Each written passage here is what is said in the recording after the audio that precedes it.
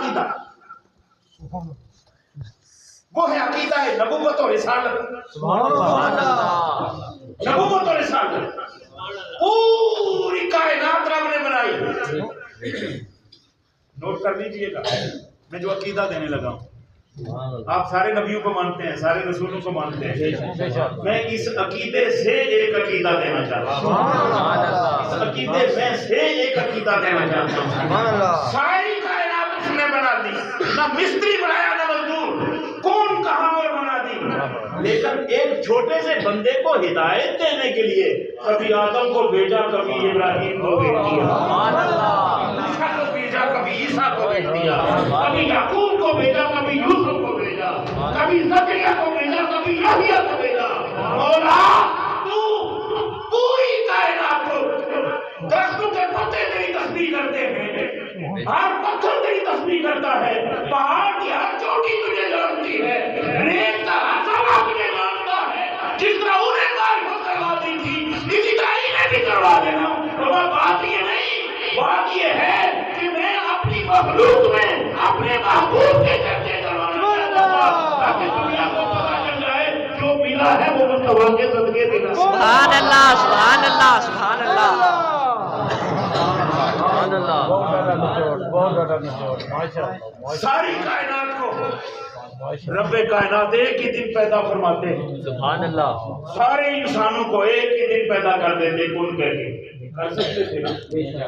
اور پھر دن گزارنے کے بعد رات کو سارے سو جاتے، صبح اٹھتے تو ہر سرانے قرآن ہوتا، ہر سرانے تورات ہوتی، ہر سرانے انجیل ہوتی، ہر سرانے زبور ہوتی، ہر سرانے صحف ابراہیم و موسیٰ ہوتے، ہدایت آسمانی ہر سرانے رکھی ہوتی۔ رب کے لیے کوئی مشکل تھا؟ کوئی مشکل نہیں تھا رب کے لیے۔ یہ علماء، یہ ہمارے نوجوان طلبہ، یہ آج یوں کر کے کئی جلدیں کتابیں فوراً ڈاؤن لوڈ کر لیتے ہیں۔ 1000 سے زائد تو میرے موبائل میں پڑی ہیں، عربی کی کتابیں، صرف عربی کی ہزاروں کتابیں یوں ہی آ جاتی، پتہ ہی نہیں چلتا، بندہ یوں بیٹھا ہوتا ہے اور سیٹ کرتا ہے، ڈاؤن لوڈ کرتا ہے، کتاب کہاں ہے، لائبریری کہاں ہے، وہ ڈاؤن لوڈ ہو جاتی ہے۔ آج کے دور میں یہ سمجھنا بھی ممکن ہو گیا ہے کہ جبریل کس طرح آتے تھے، پھر دے کے کس طرح جایا کرتے تھے۔ سبحان اللہ۔ تو رب چاہتا تو یوں ہدایت دے دیتا، لیکن نہیں، رب کائنات نے بنی نوع انسان کی ہدایت کے لیے ہدایت کا ذریعہ نبوت کو بنایا۔